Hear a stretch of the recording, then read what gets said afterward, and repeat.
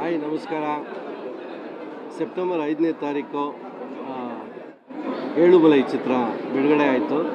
ಇವತ್ತೊಂದು celebrity show ಅಲ್ಲಿ ಈ ಚಿತ್ರ ನೋಡುವಂಥ ಒಂದು ಅವಕಾಶ ನನಗೆ ಸಿಕ್ತು. ಕನ್ನಡದಲ್ಲಿ ಇತ್ತೀಚೆಗೆ ಬಂದಂಥ ಲೇಯರ್ಡ್ ಪಿಕ್ಚರ್ಸ್, ಅಂದರೆ ಒಂದು 5-6 ಲೇಯರ್ಸಲ್ಲಿ ಕತೆ ಹೇಳುವಂಥದ್ದು.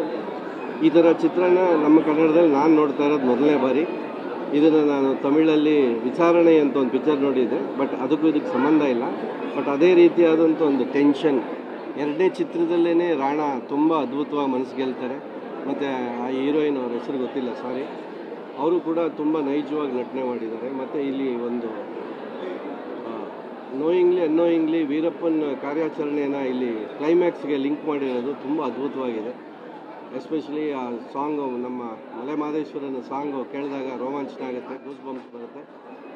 ಈ ಚಿತ್ರನ ಎಲ್ಲರೂ ಖಂಡಿತವಾಗಿ ಆಲ್ರೆಡಿ ಮೆಚ್ಕೊಂಡಿದ್ದಾರೆ, ಇನ್ನೂ ಹೆಚ್ಚು ಮೆಚ್ಕೋತಾರೆ ಅನ್ನೋ ಒಂದು ನಂಬಿಕೆ ನನಗಿದೆ.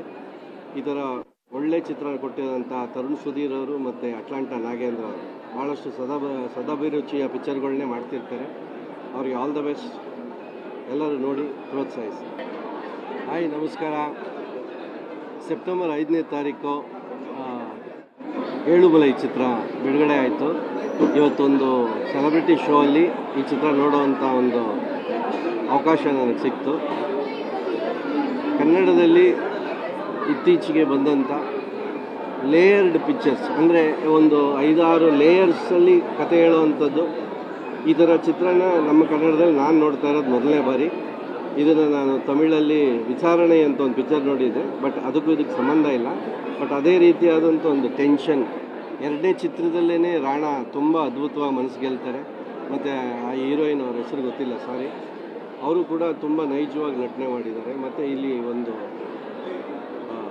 ನೋಯಿಂಗ್ಲಿ ಅನ್ನೋಯಿಂಗ್ಲಿ ವೀರಪ್ಪನ ಕಾರ್ಯಾಚರಣೆಯನ್ನು ಇಲ್ಲಿ ಕ್ಲೈಮ್ಯಾಕ್ಸ್ಗೆ ಲಿಂಕ್ ಮಾಡಿರೋದು ತುಂಬ ಅದ್ಭುತವಾಗಿದೆ. ಎಸ್ಪೆಷಲಿ ಆ ಸಾಂಗು, ನಮ್ಮ ಮಲೆ ಮಹದೇಶ್ವರನ ಸಾಂಗು ಕೇಳಿದಾಗ ರೋಮಾಂಚನ ಆಗುತ್ತೆ, ಗೂಸ್ ಬಂಪ್ಸ್ ಬರುತ್ತೆ. ಈ ಚಿತ್ರನ ಎಲ್ಲರೂ ಖಂಡಿತವಾಗಿ ಆಲ್ರೆಡಿ ಮೆಚ್ಕೊಂಡಿದ್ದಾರೆ, ಇನ್ನೂ ಹೆಚ್ಚು ಮೆಚ್ಕೋತಾರೆ ಅನ್ನೋ ಒಂದು ನಂಬಿಕೆ ನನಗಿದೆ.